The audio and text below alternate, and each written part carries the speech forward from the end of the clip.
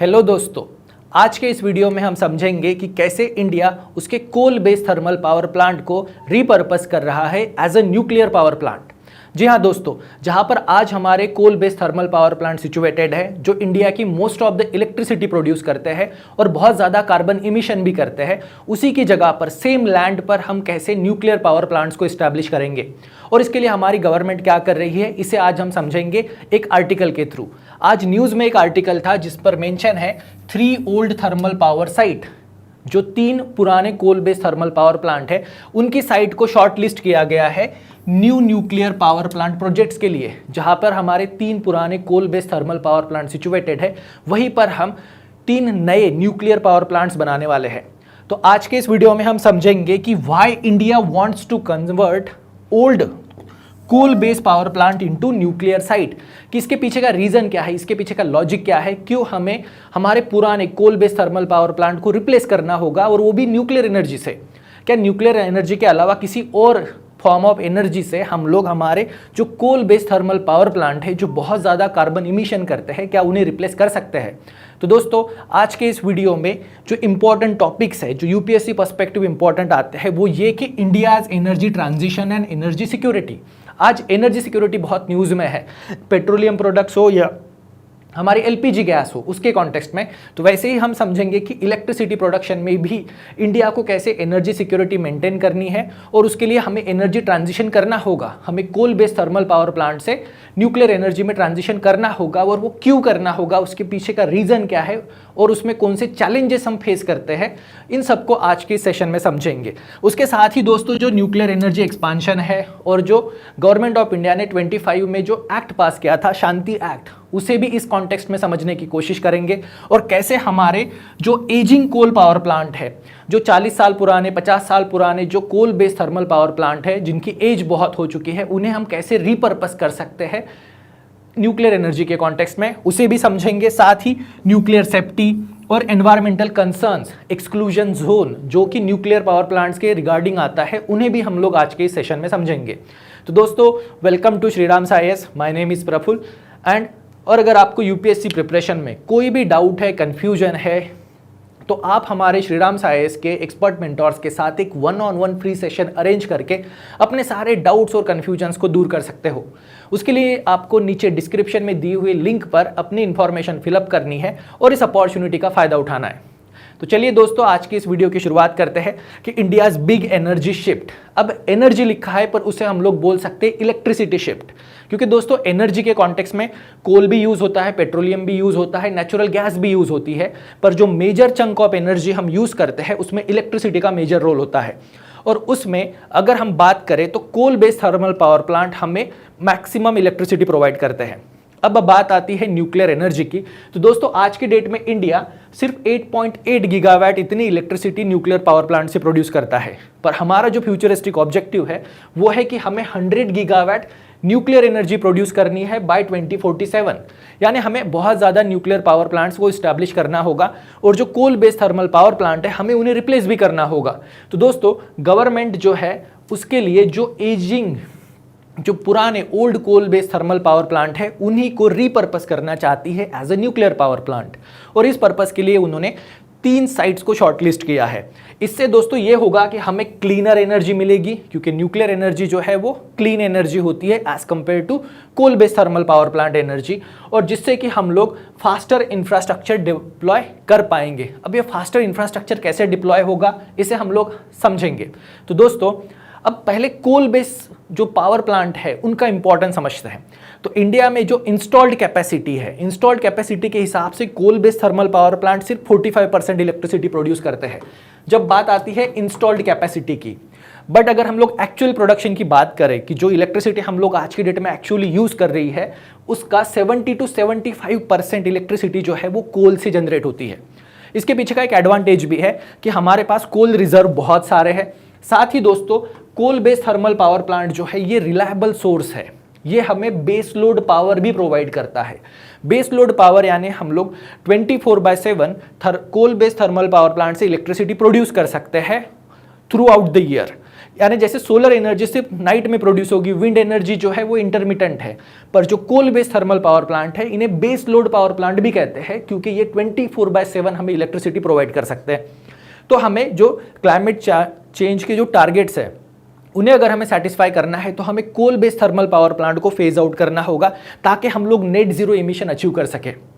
तो दोस्तों उसी के लिए गवर्नमेंट इन्हें रीपर्पस करना चाहती है, क्योंकि coal based thermal power plants के साथ जो मेजर चैलेंज है वो है हाई कार्बन इमिशन। और जैसे इन प्लांट की एज बढ़ती जाती है, टेक्नोलॉजी ओल्ड होती जाती है, वैसे ही इनका कार्बन इमिशन परसेंट भी बढ़ रहा है। और साथ ही अभी जो एनवायरमेंटल नॉर्म्स जो है वो बहुत ही स्ट्रिंजेंट होते जा रहे हैं, जिनके वजह से इन कोल बेस्ड पावर प्लांट को शट डाउन करने की डिमांड ज़्यादा होती है। But instead of shutting them down we can repurpose them as a nuclear power plant, जिससे कि जो एजिंग थर्मल पावर प्लांट है उसे हम लोग अप्रोप्रिएटली यूज़ कर पाएंगे। क्योंकि दोस्तों ये जो coal based thermal power plant है इनका जो सपोर्टिंग इंफ्रास्ट्रक्चर है वो आज भी अवेलेबल है। तो दोस्तों हमें हमारी जो coal based thermal power plants है उन्हें रीपर्पस करने की ज़रूरत है, ना कि उन्हें शट डाउन। अब रीपर्पसिंग के पीछे का रीज़न क्या है कि coal based thermal power plant को ही क्यों? तो दोस्तों जो coal based thermal power plant है जिनकी एज बहुत ज़्यादा हो चुकी है, पर वो अभी जिस लैंड पे सिचुएटेड है उस लैंड को हम लोग यूज़ कर सकते हैं, और वहाँ पे जो इंफ्रास्ट्रक्चर की ज़रूरत होती है किसी भी पावर प्लांट के लिए वो ऑलरेडी अवेलेबल है। इंफ्रास्ट्रक्चर जैसे कि ग्रिड कनेक्टिविटी हो गई, ट्रांसमिशन लाइंस हो गए, उसके साथ ही रोड रेल लिंक, और थर्मल पावर प्लांट में भी कूलिंग सिस्टम होती है जिसके लिए वाटर की ज़रूरत होती है। यानी दोस्तों लैंड वाटर की भी जो इंफ्रास्ट्रक्चर जो है वो ऑलरेडी अवेलेबल है, साथ ही रोड रेलवे लिंक भी अवेलेबल है, जिससे कि हम लोग नए प्रोजेक्ट के लिए जो लैंड की रिक्वायरमेंट है, उसके लैंड एक्विजिशन में जो खर्चा आता है उसे रिड्यूस कर सकते हैं। तो इसलिए गवर्नमेंट के हिसाब से जो old coal based power plant है उन्हें शट डाउन करने के बजाय हम लोग उन्हें रीपर्पस कर सकते हैं, और वहीं पे न्यूक्लियर पावर प्लांट को भी सिचुएट कर सकते हैं, क्योंकि न्यूक्लियर पावर प्लांट जो है ये हमें लो कार्बन एनर्जी प्रोवाइड करते हैं, कंपैरेटिवली चीप भी होती है, और न्यूक्लियर एनर्जी को हम लोग as a base load energy use कर सकते हैं। बेस लोड यानी 24/7 एनर्जी हमें ये प्रोवाइड कर सकते हैं throughout the year continuous form में। साथ ही दोस्तों जो रीपर्पजिंग है उससे कोई भी इंडस्ट्रियल असेट इंफ्रास्ट्रक्चर जो है वो वेस्ट नहीं जाएगा, हम उसे रीयूज़ कर सकते हैं, जिससे कि हम लोग जो ट्रांजिशन जो है क्लीनर एनर्जी की तरफ, उस ट्रांजिशन को भी स्मूथली और फास्टर वे में अचीव कर सकते हैं। इसके लिए गवर्नमेंट जो है वो रीपर्पस पर ज़्यादा फोकस कर रही है। तो दोस्तों उसके पीछे जो रीज़न यानी हम लोग coal based thermal power plant को रीपर्पस तो करना चाहते हैं, बट न्यूक्लियर एनर्जी ही क्यों? अदर क्लीन एनर्जी सोर्स क्यों नहीं हो सकते? तो दोस्तों जो अदर क्लीन एनर्जी सोर्सेस है जैसे कि सोलर एनर्जी है, विंड एनर्जी है, ये इंटरमिटेंट है, ये हमें बेस लोड फैक्टर नहीं दे सकते, ये हमें 24/7 एनर्जी प्रोवाइड नहीं कर सकते हैं थ्रू आउट द ईयर। पर न्यूक्लियर एनर्जी जो है ये हमें 24/7 इलेक्ट्रिसिटी प्रोवाइड कर सकती है। साथ ही दोस्तों जो ग्रिड की स्टेबिलिटी होती है ड्यूरिंग पीक डिमांड, जैसे अभी समर है, समर में एसी ऑन हो जाते हैं तो पीक डिमांड जो है वो बढ़ जाती है, पर जैसे टेम्परेचर डाउन होगा या नाइट का टाइम होगा तो पीक डिमांड नीचे आ जाती है। तो ये जो फ्लक्चुएशंस होते हैं इन्हें मैनेज करने के लिए हमें बेस लोड पावर की ज़रूरत है, जो कि न्यूक्लियर एनर्जी प्रोवाइड कर सकती है। उसके साथ ही हम लोग जो फॉसिल फ्यूल पे डिपेंडेंस है उसे रिड्यूस कर सकते हैं। दोस्तों इंडिया का फॉसिल फ्यूल पे डिपेंडेंस की अगर बात करें तो पेट्रोलियम है, नेचुरल गैस है। पेट्रोलियम 85% हम लोग इंपोर्ट करते हैं, नेचुरल गैस 50% के आसपास इंपोर्ट करते हैं। पर ये जो एनर्जी सिक्योरिटी के लिए जो क्राइसिस अभी क्रिएट हुआ है, इसे रिड्यूस करने का एक जो तरीका है वो है इलेक्ट्रिसिटी, कि हम लोग फॉसिल फ्यूल बेस्ड व्हीकल की जगह ईवी बेस्ड व्हीकल्स को यूज़ कर सकते हैं, एलपीजी की जगह हम लोग इंडक्शन यूज़ कर सकते हैं। पर ये जो ट्रांजिशन है उसके लिए हमें इलेक्ट्रिसिटी सपोर्ट चाहिए, और इलेक्ट्रिसिटी जो भी base load factor 24/7 electricity supply कर सकता है वो है nuclear energy. Coal based thermal power plant अभी ये रोल प्ले कर रहे हैं, पर जो कार्बन इमिशन है वो मेजर चैलेंज है, उसे हम लोग सब्सटीट्यूट कर सकते हैं न्यूक्लियर पावर प्लांट से। तो दोस्तों अभी गवर्नमेंट ऑफ इंडिया ने सिर्फ 3 साइट्स को शॉर्टलिस्ट किया है। अब इंडिया में 40 साल पुराने, 50 साल पुराने बहुत सारे coal based thermal power plant है। अप्रॉक्सीमेटली 28 साइट को गवर्नमेंट ने पहले शॉर्टलिस्ट किया था, पर उनके जो पैरामीटर्स हैं जिन्हें हम लोग आगे के सेशन में देखेंगे, वो पैरामीटर के हिसाब से अभी गवर्नमेंट ऑफ इंडिया ने सिर्फ 3 साइट को शॉर्टलिस्ट किया है। उनमें से जो 2 साइट है वहां पर हम लोग लार्ज यानी 700 मेगावाट इलेक्ट्रिसिटी वाले रिएक्टर्स बना सकते हैं, और एक साइट है जहां पे हम लोग स्मॉलर यानी 220 मेगावाट कैपेसिटी के रिएक्टर्स को इस्टेब्लिश कर सकते हैं। यानी अभी गवर्नमेंट ऑफ इंडिया जो है वो सिर्फ 3 साइट को शॉर्टलिस्ट किया है, पर हमारे पास अभी ऐसे 28 पावर प्लांट है जिन्हें हम लोग रीपर्पस कर सकते हैं from coal based thermal power plant to nuclear power plant. और इनसे जो बहुत सारी जो साइट्स है वो अभी गवर्नमेंट के इवैल्यूएशन के अंडर है।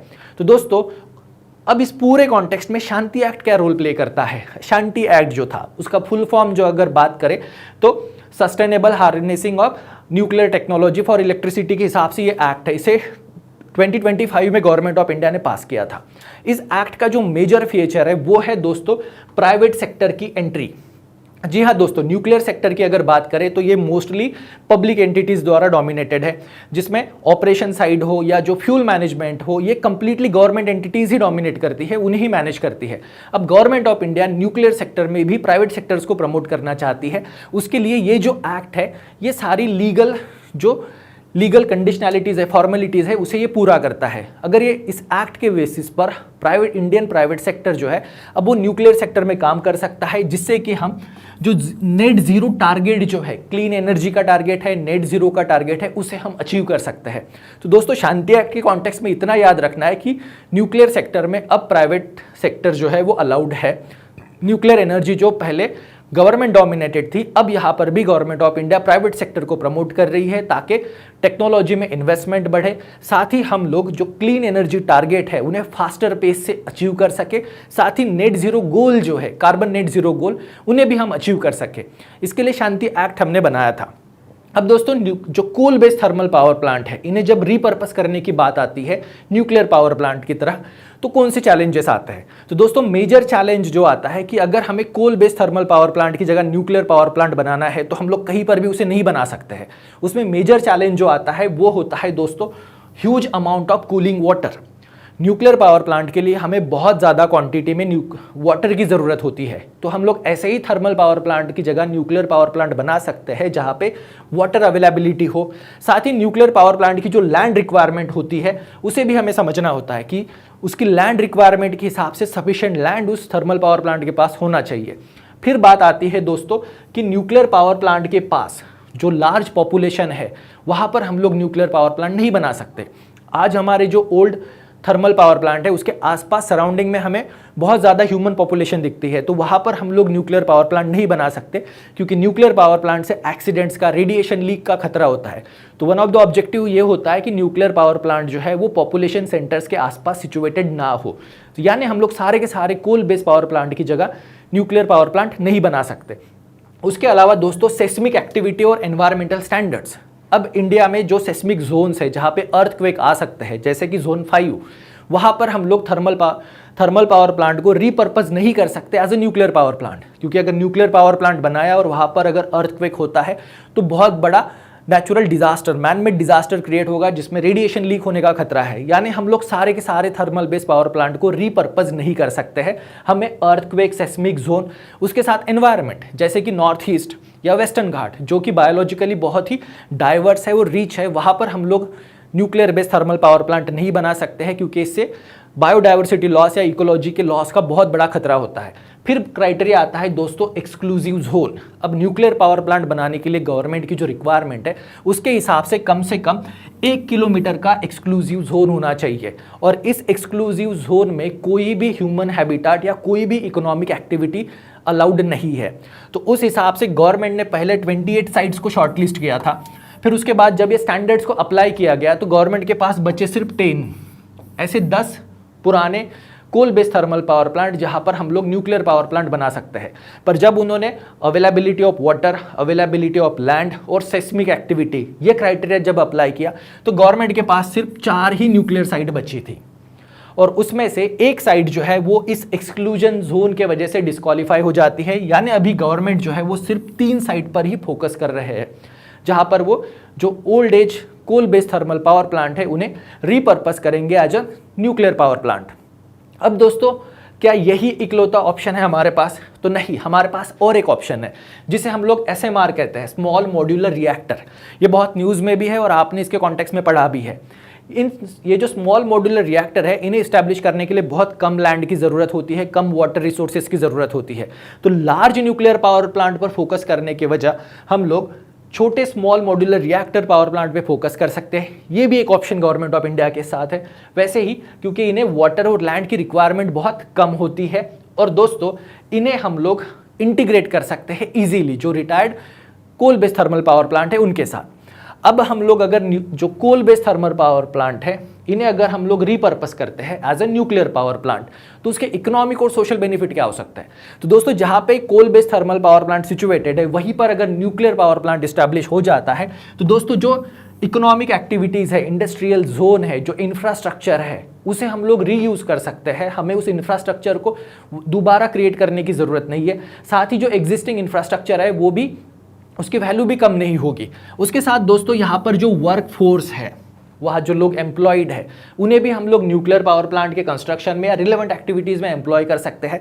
यानी यहाँ पे एम्प्लॉयमेंट लॉस नहीं होगा, जिससे कि हमारा जो रीजनल इम्बैलेंस है वो भी डिस्टर्ब नहीं होगा। साथ ही दोस्तों जो क्लीन एनर्जी ट्रांजिशन है वो बहुत ही स्मूथ तरीके से हो जाएगा। यानी जहाँ पर कोल बेस्ड पावर प्लांट है वही की ट्रांसमिशन लाइन और उसी का ग्रिड कनेक्शन हम लोग यूज़ कर पाएंगे। साथ ही इससे जॉब प्रोटेक्ट भी होंगे, जॉब क्रिएट भी होंगे, और जो ओल्डर इंडस्ट्रियल जोन है उनको कोई भी खतरा नहीं होगा। वो ऑलरेडी जैसे पास्ट में वर्क करते थे वैसे ही वर्क वो कंटिन्यू रख सकते हैं। ये उसके बेनिफिट है। अब दोस्तों इंडिया को कोल टू न्यूक्लियर स्ट्रैटेजी पर काम करने की ज़रूरत क्यों है? क्योंकि दोस्तों हमें क्लाइमेट चेंज एग्रीमेंट के हिसाब से हमें कार्बन इमिशन रिड्यूस करना है, साथ ही हमें एनर्जी सिक्योरिटी भी चाहिए, और हमें बेस लोड फैक्टर को भी अचीव करना है। तो अगर हम लोग कोल बेस्ड पावर प्लांट को न्यूक्लियर बेस्ड पावर प्लांट में रीपर्पस करते हैं, तो दोस्तों हम लोग फास्टर और क्लीन एनर्जी डिप्लॉयमेंट अचीव कर पाएंगे। एनर्जी सिक्योरिटी, जो अभी हमारी एनर्जी सिक्योरिटी फॉसिल फ्यूल पे डिपेंड है, उसे हम लोग अचीव कर पाएंगे, क्योंकि न्यूक्लियर एनर्जी जो है वो फॉसिल फ्यूल से रिलेटेड नहीं है। तो हमारा जो पेट्रोलियम पर, नेचुरल गैस पर, कोल पर जो डिपेंडेंस है उसे हम लोग रिड्यूस कर सकते हैं। उसके साथ ही कार्बन इमिशन भी हमारा रिड्यूस होगा। और दोस्तों जो एजिंग पावर प्लांट है, जिन पावर प्लांट को 50 साल हो चुके हैं, 60 साल हो चुके हैं, 40 साल से ज़्यादा साल हो चुके हैं, उन्हें हम लोग रिप्लेस कर सकते हैं। तो उन्हें शट डाउन करने की जगह हम लोग उन्हें रीपर्पस कर सकते हैं, जिससे कि इंडिया की जो ट्रांजिशन जो है क्लीन एनर्जी की तरफ वो बहुत ही स्मूथ तरीके से होगा। तो दोस्तों इसीलिए इंडियन गवर्नमेंट जो है वो अभी coal to nuclear energy transition पर फोकस कर रही है, और उसी के कॉन्टेक्स्ट में India 3 old coal based power plant को रीपर्पस करेगा as a nuclear power plant. तो दोस्तों ये वीडियो जो है ये आपको यूपीएससी प्रीलिम्स और मेंस दोनों के कॉन्टेक्स्ट में इंपॉर्टेंट है कि, और दोस्तों ये वीडियो आपको ज़रूर हेल्पफुल लगा होगा। So thank you very much, see you soon.